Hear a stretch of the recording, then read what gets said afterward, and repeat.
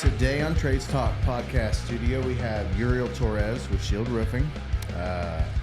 Been a pleasure to get you on here, definitely, because I've talked about you quite a bit. Yeah, I appreciate it. Yeah, thanks for having me. So, brief introduction about Uriel and Shield Roofing. Uriel started Shield Roofing in 2019. 2019, yeah. Came from Eaton Roofing of 11, 12 years worth of time there with your dad, right? Yep. Born and raised in Liberal? I was born in Liberal.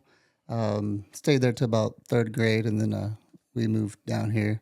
My dad worked for Ray Roofing, a commercial company that started down there, and they moved here, so my dad just followed the work.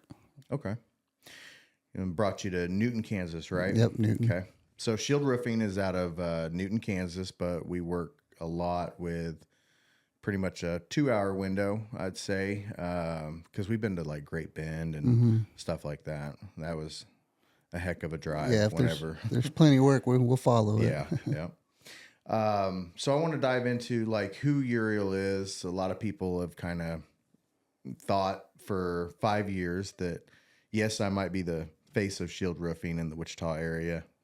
My name's definitely all over the Google reviews. So I want to get into like who Uriel is, what you're about, why you started Shield Roofing, and let's just start from there. So why did you start Shield Roofing? So I started Shield Roofing. I was working that 9 to 5 for so long, and I just wanted to create something. I wanted to do my own thing. I came from a family of roofers. All of my dad's brothers, they're all roofers. Basically, every single one of them has been in the work or he's done it at some point. Commercial and residential. Yeah. So I was like, you know what? We're already doing it. We're working for other people. Why not just work for ourselves and get that going for us? That's always the best. Instead of the 9 to 5 or building somebody else's dream is, what can we do to build our own? And exactly. I know you made that decision. We had a conversation. I think it was Thanksgiving 2019 is when you mentioned it to me. Mm-hmm. But you had already started Shield Roofing at that point. I was living in Dallas. Yeah. And I was moving back. And I would think it's either that or Christmas. Yeah, it was one of those holidays that we were celebrating. So when you started Shield, what was your vision and dream for, let's say, a 5-year plan, since that's where we're at right now? Mm-hmm. I wanted one of my first goals that I had was obviously just the freedom to be my own boss. And then I really had a goal to bring my dad on full time, something that he can retire on. He's been a big, just work ethic. I've learned a lot from him. I have a pretty cool story about him. And I wanted to bring him on. And then my brother too, family. I just wanted to do something to where we didn't have to rely on somebody else's dream, somebody else's other business. So what their goal is and everything. And I'd like to say, I'm proud to say that this year, we got him on. My dad is officially full-time. He was doing small stuff for me here and there, small repairs, final inspections, and now I finally got him. He'll be with the crews all the time, just kind of making sure things get done right, the way he taught me. And so I'm pretty proud of that, pretty excited to have him full time now. Yeah, this year's brought a lot of changes for us, a lot of growth. We've had addition of Chris Thurston. He's been a really good one. And then we brought on some other family as well. So now that we're in that 5-year period and seeing what changes have come, what is your goals and dreams for the next 5 years? Because I remember a conversation that you and I had where I was, I was like, I want to do this, I want to do that, and you're like, well, I just want to, kind of like, I just want to like pay bills and make sure that this works, and you were like, we'll see, and I do right then. I was like, well, I'm gonna light a fire under his ass. Watch this. Yeah, you did. I've had conversations with Delana. You definitely lit that fire. I mean, you just had the jobs coming in. I was like, man, Devin's he knows what he's doing out there. He's a people person. He can talk. Obviously, this is good for you here. This trade talks. You're doing what you love, and I mean, Devin. Yeah, I was pretty hiring you is one of the best things that I've done as far as shield roofing goes. Well, I came on like maybe not even 6 months because I was still in the transition of moving back. Yeah, but I think I remember I called you. Or I sent you a text or something. I had already started giving you jobs before I was even back. Yeah. But I think it was 6 months. I don't know. That was all during the pandemic and right in the middle of it. And that was a crazy time because, of course, you didn't know starting a company before the pandemic hit, and then surviving it. Decently. The addition of B&I really played a pivotal role into not only launching us, but just the networking aspect of it, the connections. Well, I'm glad that I was able to fill that role. I couldn't. Now looking back, there's nothing else that I'd ever want to do. I've had that conversation multiple times where people's like, did you ever think that this is what it was going to be that you're going to do? And I was like, 10 years ago, if you would have asked me if this is what I was going to do, I would have been like, yeah, right. And now I can't see myself doing anything else. Yeah, there's a big level of like freedom as far as being out there in sales, selling roofs. I mean, it's kind of like your own job. I mean, your own. I mean, it's your own company, your own. I mean, you're out there getting your own leads. What you put in is what you get out. So it's kind of like you have your own business. So being out there selling. I like the freedom aspect of it, but to me, it's more of like the relationships that I've ended up building off of it. True. I've met some wonderful people along the way that's helped me in other aspects of my life that I wouldn't have been able to open those doors without roofing, without that side. Now, even though we're family, but we still have a great friendship as well. That's not something that you often get when you work for somebody or work with them. That dynamic doesn't always seem to work out, but we get teased about it all the time. So, but it's been wonderful being a part of this and watching it grow, watching everything that Shield has become in a short period of time. The statistics, right? On roofing companies. I've heard one. I've heard that they within the first 5 years, I mean, they kind of go out, they fizzle out. Yep. The first three, I think it's the first 2 or 3. If you don't make it past there well enough and have the right, dynamic in place, you're not going to survive.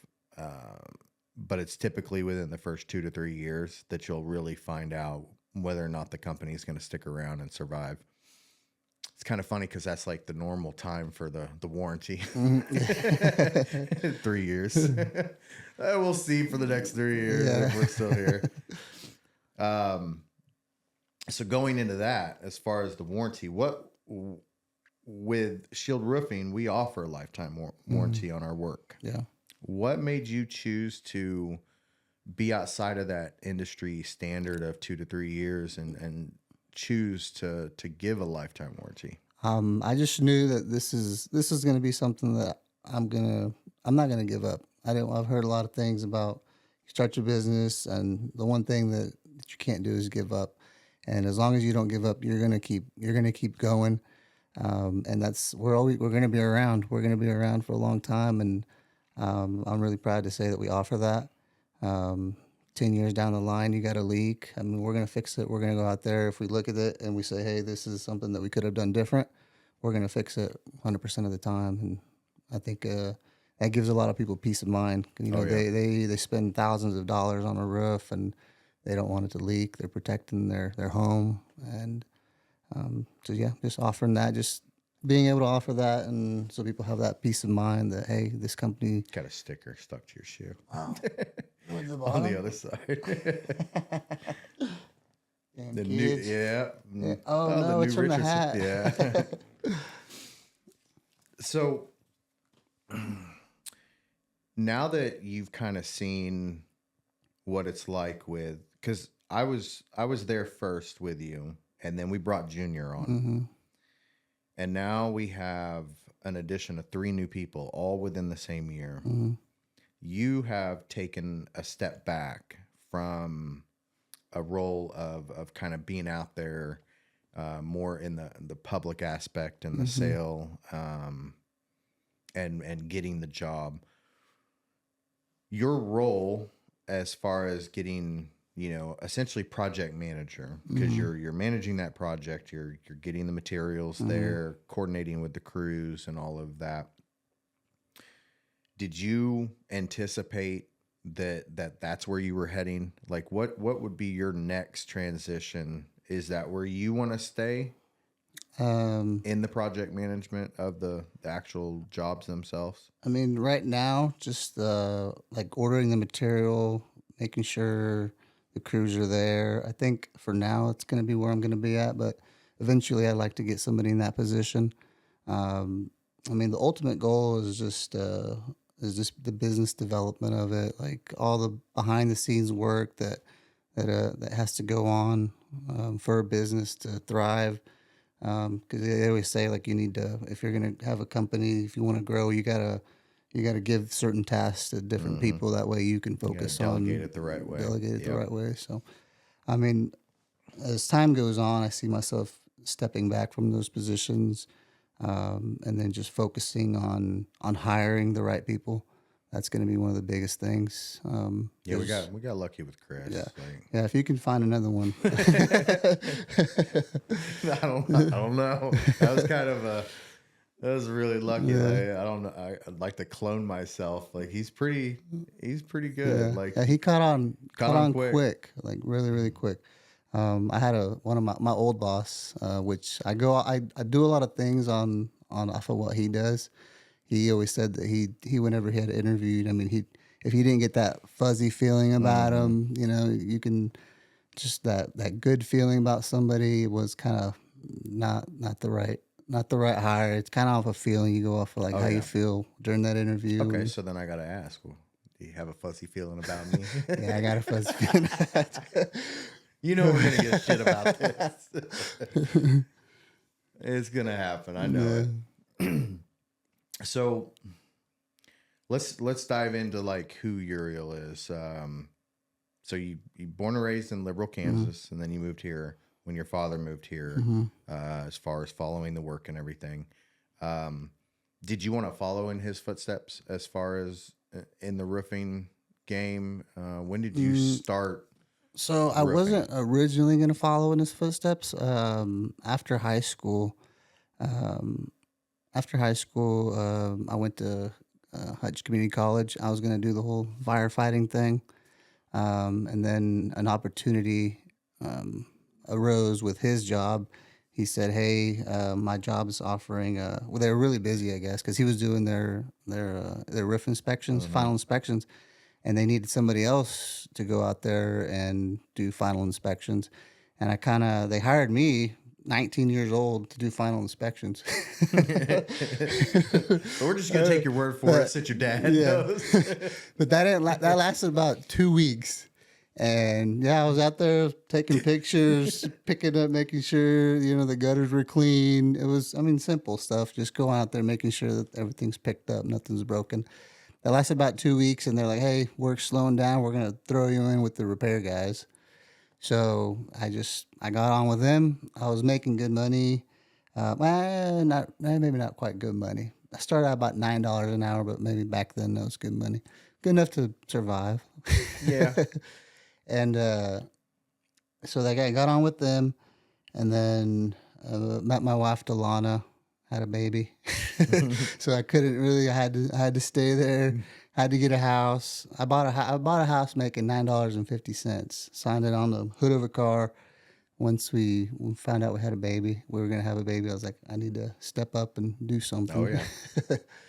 And yep, I went to my boss. I was like, hey, I need a house. I got a baby. Can I get a raise? And right away, he said, yeah. That's one good thing about him. Every time that I've gone to him and asked for a raise, he always bumped me up. Never denied me. So he's good. Well, you gotta perform too. Yeah, I was performing definitely. I caught up. My dad taught us work ethic, and so they were impressed with the way we worked. And so, did Junior start as well? Was he in roofing along with you? It was he always grew up with it. Just because that was our summer jobs when we were kids. My dad had a roofing crew, so we would. Every summer we were with him working, and we'd make like $25 a day. And I remember him joking, like you see all those shingles there. He's like, those are each worth 25 cents, and I'm like, okay, I'm picking up quarters, throwing them in this. And then you got to, after the end of the day, you start thinking that you start doing some math, and you're like, man, I picked up a bunch of shingles. That should have been more than $25 a day. But yeah, that's what we're making as 12-year-old kids roofing. Start doing a tally. It's $36 actually. Yeah. Yeah, no, I remember working, it was like 110 degrees being 12 years old. Yeah. Picking up shingles, throwing them. We were on the ground most of the time on the steeper houses, but we'd get up there and we'd feed them shingles and stuff every once in a while. The not so steep houses. Well, there's not really too many around here. College Hill has quite a few that are really steep or 2-story really steep, but it's not that common. Now there is some pretty steep ones in Newton. I don't understand, like, sometimes the houses that are small just having like a super steep roof. It's like the builders were like, we're going to see who can have the steepest roof. And, I know that's how Dallas was, because they're all like these, all the newer ones are very square based, and you just walk in there and it's all the same blueprint. They just kind of switch it around a little bit, but they have these humongous roofs. And it'd be like, yeah, you're buying a 2,600 square foot house, but by the way, you have a 62 square roof, which is 3 times the size. Why? Because it's, a 14-12 pitch and goes up 30 freaking feet in the air. There's some where you'll drive down the highway and you'll just kind of look at them, and the back slope is just, you can ski off of it. It's so large, but it's just weird how they build them there. And I've never seen houses that have. It's got to do with maybe like, are they close together? They are just trying close to together. Build up. I think they're but there's nothing. Some of them have like rooms and interior space in there, and I think that they found that was the easiest way of getting as much floor space as possible. But yeah, it's like, you go from one development to the other, and you see that there's it's like just continues steep. So, well, there's a lot of shingles there, and it's that's hail capital of the world. Did you know that Wichita area in this South Central Kansas is number 6? Well, the last time I saw it, which was in 2020, number 6 according to weather reports of hail. Yeah, that explains a lot of the roofing companies here. Yeah. There's tons. Size, frequency, duration, and location is what they kind of base it on. Now, just because we have hail and we have like a large frequency of it, that hail might not hit, a neighborhood. It goes off of like the very last category is like damage reports. Now, if it just lands in a field, it's not going to really count. Yeah, it counts as far as the rest of the metrics go, but it that's why we're number 6 on the list. Okay. Colorado, I think, is in the top 3, like the Denver area, because there's more population. It hits stuff and it actually causes damage. So, but the frequency of it's not as high. But because of that damage, scales it up and puts it higher on the list. So here, though, I mean, yeah, we get a frequency often of it, but sometimes it might not hit neighborhoods. Yeah. So in your roofing journey and to the point of where you're at right now, did you have the sell experience and getting out there and actually getting the jobs and the work, or was it primarily on the repair side? So it was primarily on the repair side, but I got experience on the sales side when we started my past job at Eaton. They started letting the repair guys sell jobs, because we'd go out there for leaks, and we'd get out there. And at first, we were telling them, "Hey, okay, we'll go inspect it. I got to go back to my supervisor, and he'll get you the estimate." So to avoid that, they said, "Hey, you guys can start writing the estimates instead, to save time." And so the repair guys were writing the estimates. So we would write the estimates, and then we started getting commissions off of that. We had a team there was 4 of us, and we would get like quarterly bonuses for everything that we sold. And so it was nice. And that's where I got my sales experience. And so if we got to a job and it was hailed out, we would write the estimate, and we would do the whole re-roof. Yeah. So we, as repair guys, we were selling roofs too. So. Now, I know you had some experience, because we've talked about it before, but you had experience with like the insurance side of it and how all of that works? No, I just kind of, we just kind of learned that as we went. So if it was insurance claim, we'd get our supervisor involved, and they kind of showed us how to go about that route.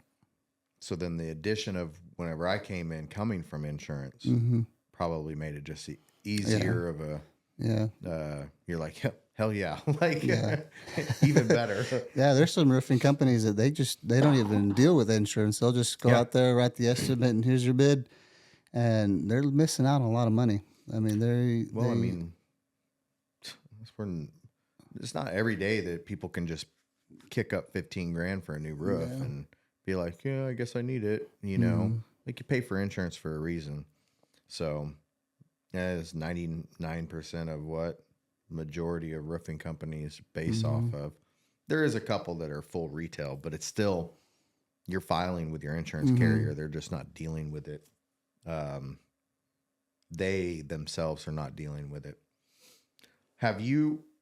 So since starting with Eaton and Ray, and so 11, 12 years with prior companies, and then 5 with Shield Roofing. So let's just call it 16 years. What has been some changes that you've seen within our area in roofing company and the roofing game itself? Have you seen any changes where it's like a pivotal moment where you have to change what you're doing? I think, I know there's programs out there like Contractor Connection. I mean, the longer you've been in business, the more the insurance companies trust you, and I think you eventually get put on a list. And just developing those relationships with the insurance companies is pretty crucial. I mean, the ones that have the best relationships with them are the companies that thrive. I mean, if you're a small company, you don't deal with them. Yeah, there's been quite a few fly-by-nights that come in and say all the cool stuff, or we know who we're talking about. and then disappear just as fast as they show up on scene. And they try to make a big splash in the beginning, but it never pans out. So what would be your defining moment in Shield that stood out to really accelerate the company's growth? So we can take it back all the way to the beginning. I mean, back to when I started. So I think the moment when, let's see, The moment, well, I don't want to talk shit on anybody. You're like, how am I going to word this? You don't have to say their names, Yeah. but I mean, you can if you want. Yeah. Well, I won't say the names, but I mean, my dad, he put a lot of work in for, a company, and whenever they let him go, they let him go. And honestly, I was going to do my own thing before they even let him go. And whenever they did let him go, it just lit a fire in me to just, I have to do this. I got to build this. I got to make sure that, he stays working. And I mean, he's just getting, he's getting older. So, I mean, give him something to do. And, yeah, that was a pretty good moment for me to like, all right, we got to do this. We got to make this work. How about the tornado? Yeah. Andover tornado. That was a pretty good moment. That was our best. That was one of the moments where we doubled in 1 year. I mean, in that season that we were working, we doubled what we had done the previous year. So that was another. We moment. ended up on KSN, and then just recently this year it was KWCH. Yeah, from the Newton Halstead Hutchinson event that happened. Little moments along the line like that is what keeps it going.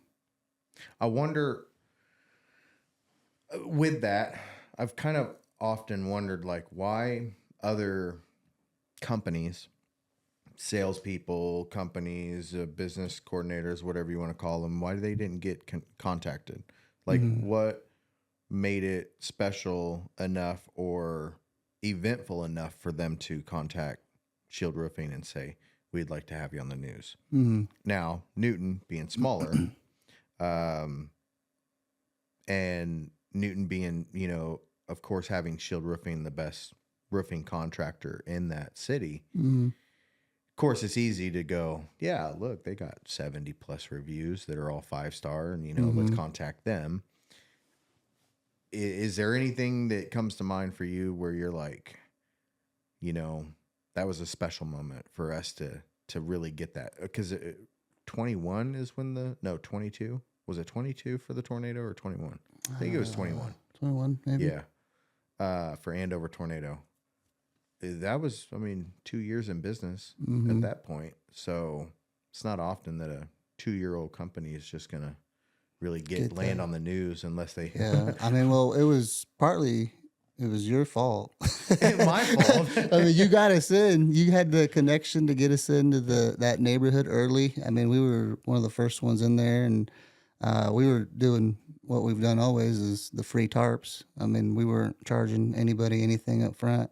We just said, hey, even if they didn't go with us, I mean, we just said, hey, we're here to help. We're here to patch your roof. Community I service. think that and then that they had that Facebook group in that area, I think, and that kind of just spread the word. And I'm still getting jobs from that. Leads from that. Yeah, I actually have one today to go look at, and it's from that. Not quite that neighborhood. It's close, but she contacted me and was like, I was just kind of peeling through Facebook, and I asked, like, who's the roofing company that majority of you went with? And they were like, yeah, Devin, Shield Roofing. And so she was like, I'm selling the house, so I need the roof fixed. I was like, it's a little past the date to do that, but I'll see what I can do. Yeah. That's there's a lot of rules and stuff that a lot of people are not aware of that I think whenever you have a team that's well informed on rules and regulations for Kansas Insurance Department, plus, the actual laws and litigations for roofing themselves, it really helps kind of set the tone for moving forward. The quality that we actually give is not just in the work that we do, but it's also the process that leads up to that. A lot of contractors, it's not illegal here to quote unquote absorb the deductible, but they do a lot of things that get around it in order to maintain their margins while not providing the quality of work that they would have if they paid in full. Yeah, reusing drip edge, not felting, reusing the same. I mean, how many pipes. times have you gone onto a roof and you've seen a brand new roof, but the flashings are old? You can tell that they, Oh, I've seen plastic roof vents that had holes in them, but the shingles were less than a year old. And I'm like, yeah, those are reused. Just because the insurance said detach and reset doesn't mean you should. Yeah. Well, that I mean, we're all about quality, making sure that it's always maintained, but performed on every job with pictures that we provide that shows. Part of our motto, nothing but quality left behind. I mean, we kind of try to stick to that, and sometimes we fall short, but we'll go back and make it right and make sure we stick to that. And that's what's going to keep us moving forward is just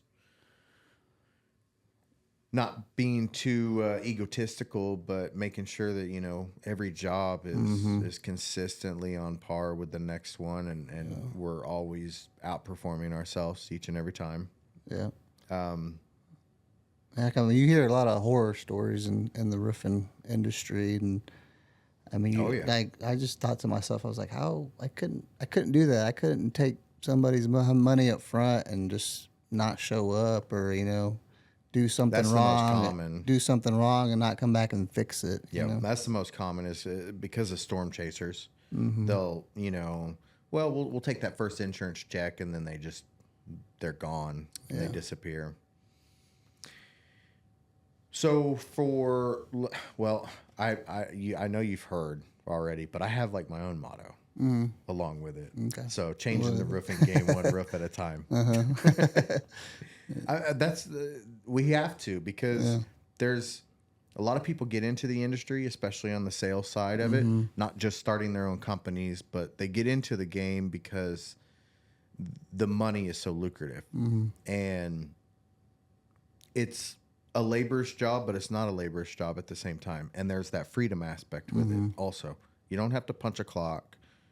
Maybe some companies you do, but you don't have to punch a clock. And when the insurance money starts to flow during a storm, I mean, you can get a mix of the wrong people very, very quickly. I mean, we know a couple companies here that, I don't want to say a couple. We know of a company here and another one that's no longer in business where those individuals were fueled by drugs.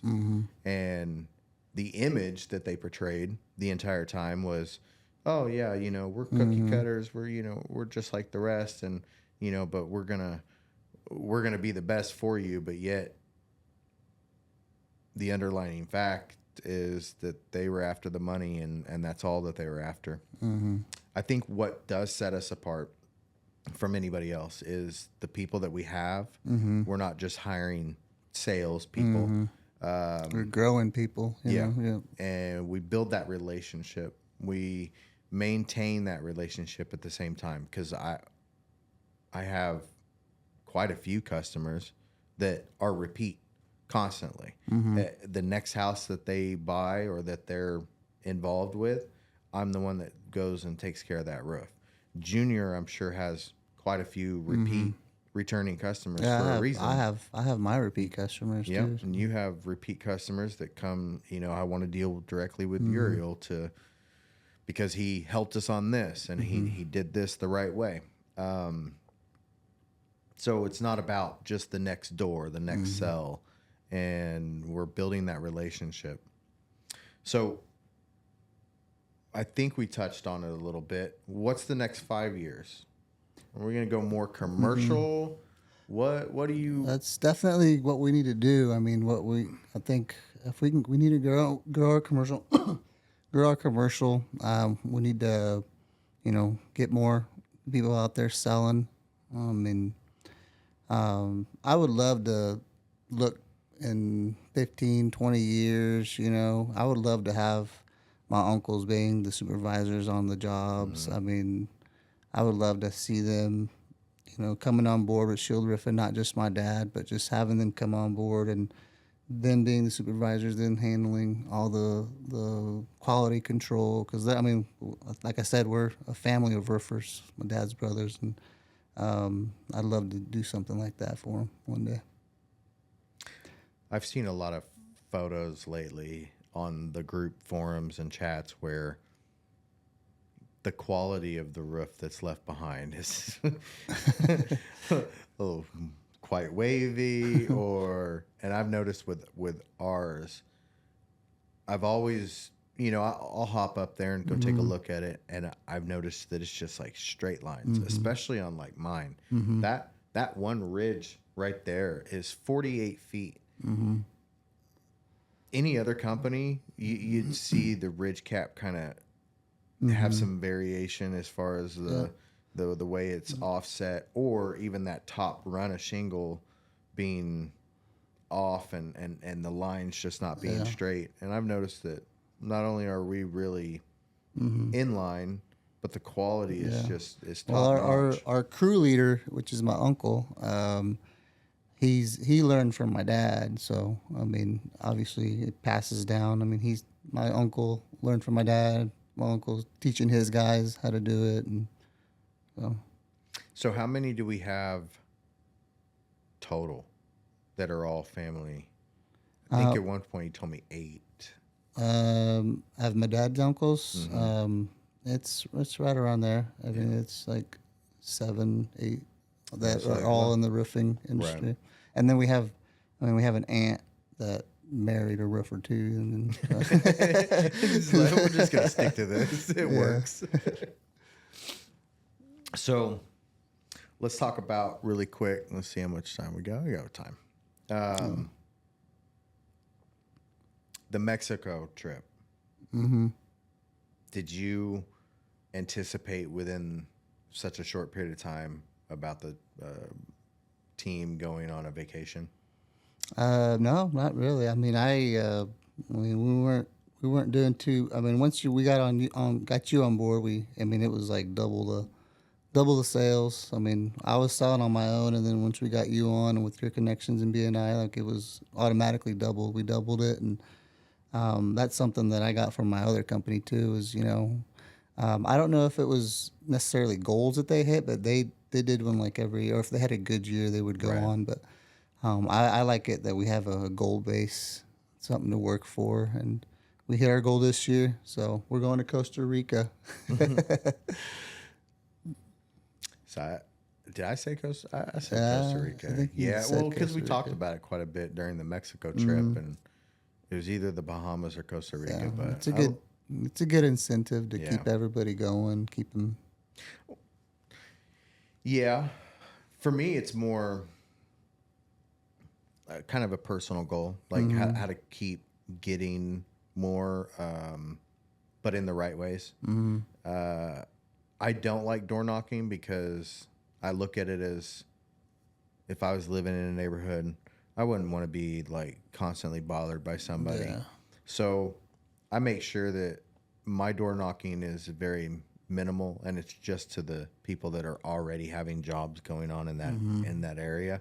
But that seems to work, and I also have a very large book of business that, I mean, I get calls. So I have the work already flowing in, so therefore it allows me to develop off of that work already. All right. The next thing that I want to know is Oklahoma.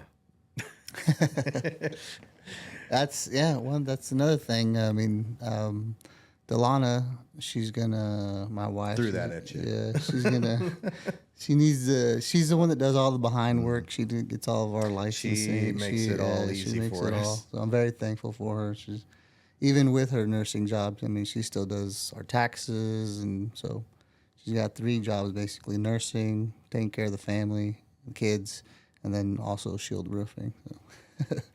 So yeah, once she's gonna step back from her nursing job, and she's gonna work on getting us licensed out there, and that way, I mean, our radius is 2 hours so Oklahoma's right at that. Now, do you want to do like 2 hours from the shop or 2 hours from, let's just say Wichita? Yeah, Wichita. Center of Wichita. Yeah. So that would put us into Oklahoma City, Tulsa, Enid, Stillwater, of course, all of those. But I believe we should really kind of do it the right way. And there's a lot of companies that are in the OKC area, even ones that are coming up from Dallas. But you have Stillwater, not really Tulsa, but Blackwell, Ponca City, Enid, and this area that has, yes, low-hanging fruit, but a lot of companies forget about them because, you know, they're out there. Kind of like maybe take, for instance, McPherson, Kansas, from Newton. Most of the companies are here in Wichita. Yeah. You know, you have some in Newton. You have some that are out in Hutchinson area.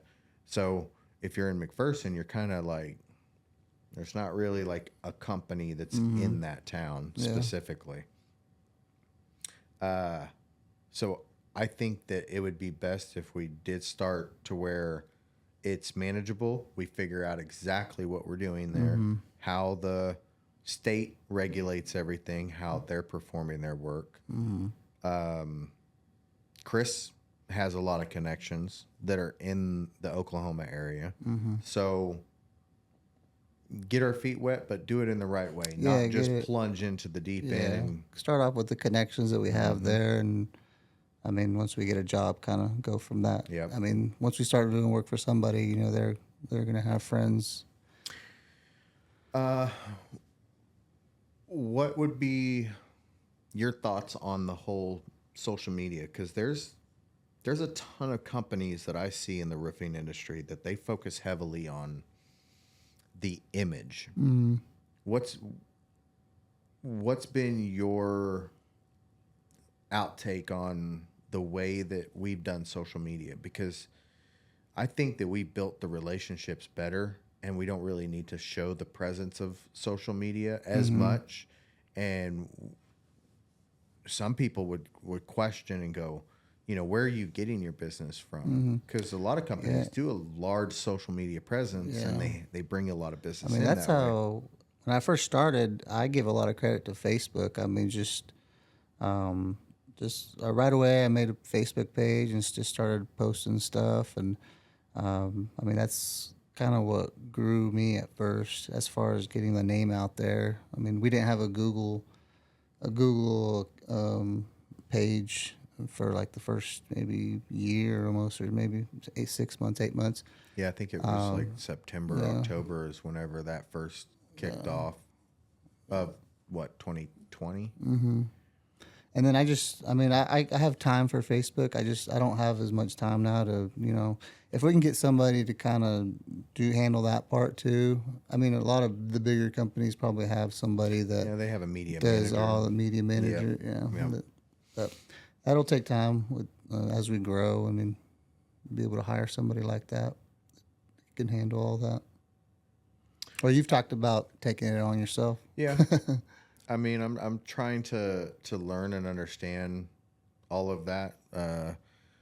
The purpose and the thought process behind Trades Talk was proper exposure for all of us within the industry. But I didn't want to be, you know, self-centered around, you know, hey, it's just Shield's podcast kind of thing, and I'm constantly toting us. I also didn't want it to be in an advertisement type of way where, you know, come to Shield Roofing because we're the best. I wanted it to be more personable, you know, like get to know you. Who is Uriel? A lot of people's asked about you before, and I've told them. So now bring you on and actually introduce you to a larger group. Since you're kind of an introvert anyways, this makes it easier for you. Yeah. You don't have to stand up in front of a big crowd. Like, oh, I'm Jill or I'm Uriel. Like whatever I first brought you to B&I, you were like, do I have to talk? Yeah, I was like, my wife always gives me crap because I don't like going to amusement parks. Like she talks about Disney, I'm like, I'm not a people person, man, and that's why I'm glad I got you. You go out there. It's kind of weird to start a roofing company and be like, I'm not a people person, but I can work. I can put a tool belt on and do good work, and I've always been good with my hands, but just that people, that connection. I mean, it's.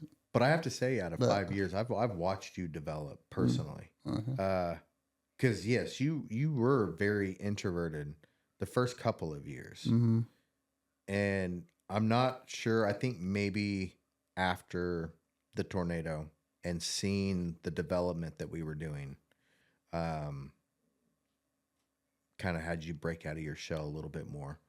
And of course, knowing that I'm sure Delana had a lot to play in that role of like, you've got to step out, get out there. Yeah. Because I brought you to BNI, and the first thing you said to me, do I have to stand up and talk? I'm like, at least introduce yourself. Yeah, I've always been that kid, that shy kid in high school. I mean, I played soccer, and it's just mainly because my friends were playing soccer, but I was good at basketball. I was good at baseball, and I regret not having those experiences just because I was shy, But it takes time. I started a roofing company where you absolutely have to talk to people. Yeah. And I'm pretty good with those one-on-one homeowner interactions. I'm pretty good because I'm confident in the work I'm doing. I'm good at explaining what we got to do, how we're going to do it. I'm good at doing that, but just going out there and being around a bunch of people or having to talk in front of a bunch of people's never been my thing. But I know that it's got to be, it's part of business, and you got to develop that. Well, I'm glad that I'm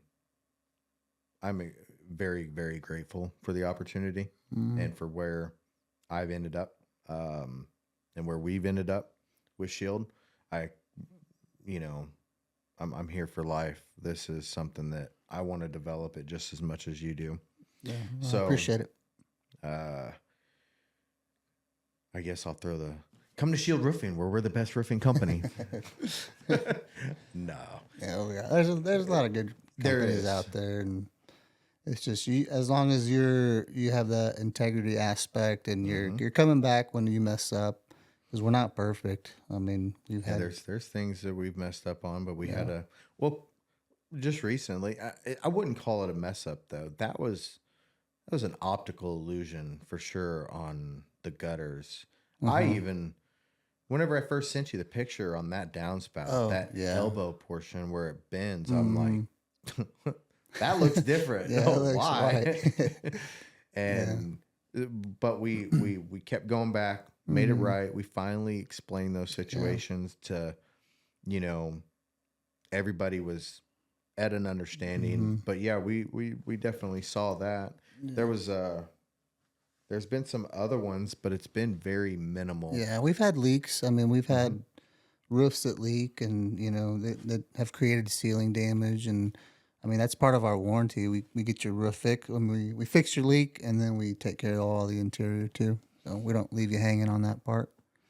And I mean, we got just try to come back, make it right. Make the customer happy. Well,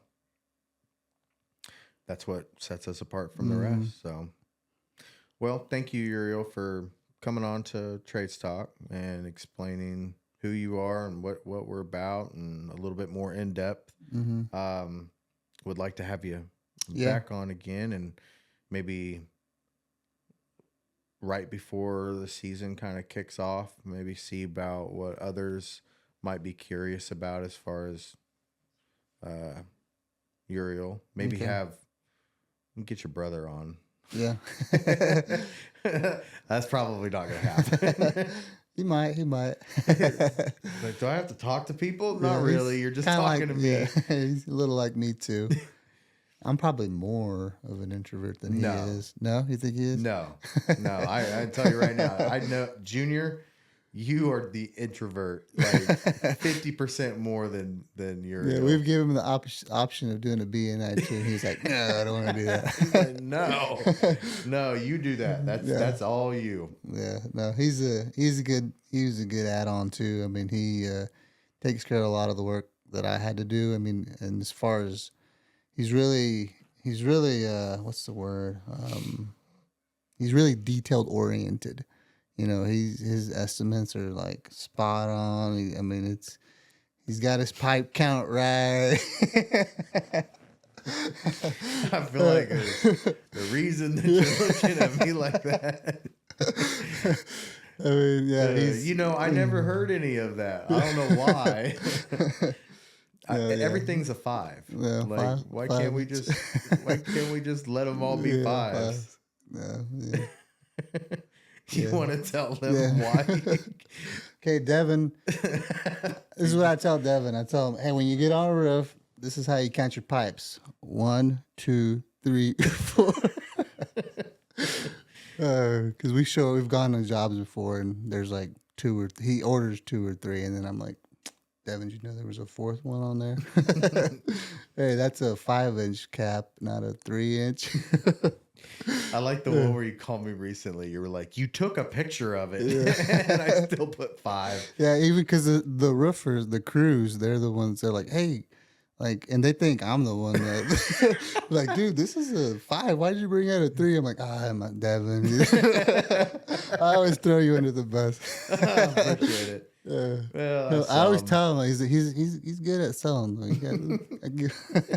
I'll make up for it. He's why you're here doing this. Yeah. Everybody's got their strengths and weaknesses. So. Well, I mean, I kind of just like, yeah. Well, you're right. Like there was a time where you're like, just because the insurance says it doesn't mean. I'm like, yeah, I know, because they use the 5 to 7. Mm-hmm. They don't They don't put the exact one. Yeah. So I'll just throw the 5 on there. But yeah, I know that, and I've done it. I've started picking up where, after 5 years, 7 years, eight of doing this, that, okay, fine, I'll go measure it. Mm-hmm. But it's not all so easy to measure sometimes. Yeah, sometimes the they're way steep they're, not walkable. the way that they're, they have some that are like the 8 at the bottom, and then they'll change to the cap at the top. Yeah.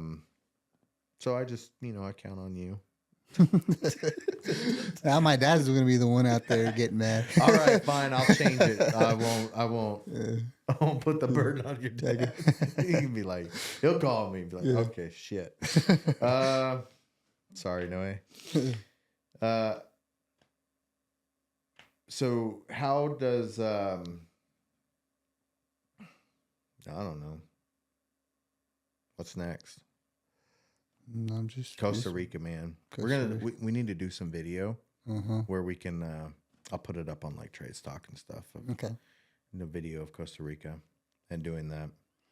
Yeah, no. Just what's next is just keep growing. I mean, I originally, like you said, I wanted to, stay small, but I think just helping everybody around. Do you remember our team, that conversation? Yeah. you were like, I don't want to be like a big company. And now all of a sudden, I'm like, what changed? Yeah, no, we gotta be big to take care of our people. I mean, I don't want to just retire. I think it was inevitable that we were gonna, as long as we continue to do quality work, perform, have the relationships the right way, having the right people as well. It was inevitable that we were gonna grow. Yeah, it was just like, what scale were we really gonna take it to? Yeah. What would be the next step? So I know that, I'd be willing to take on even more of a role and doing different things. I love the kind of like what, Steven said whenever I had him on here, the seller's high. Mm-hmm.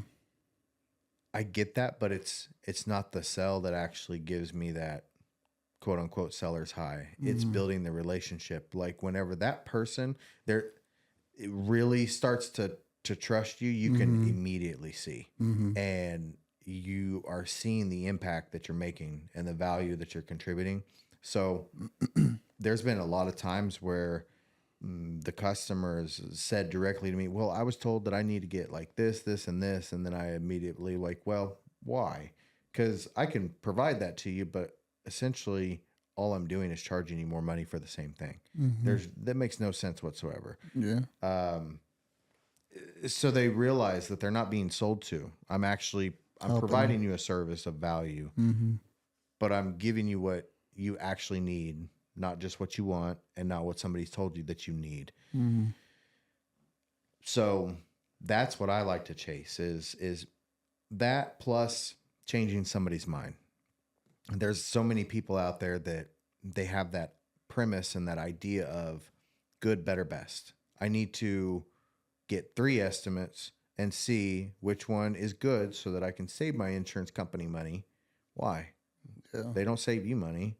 You know, they keep charging you a premium and they're going to expect for you to put on subpar material. It makes no sense. I always like to use the, okay, well, that's fine. We can do the 3 estimates if you want.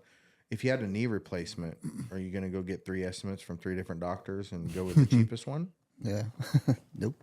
Probably not. You're going to be like, I want the best, period.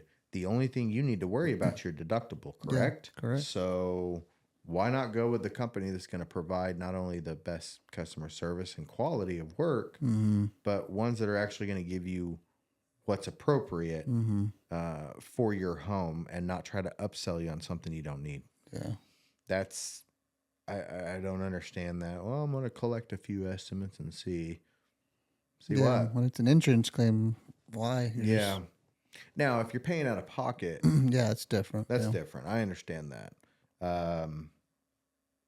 But that's the difference of also, you know, door knocking and getting a lead versus a referral.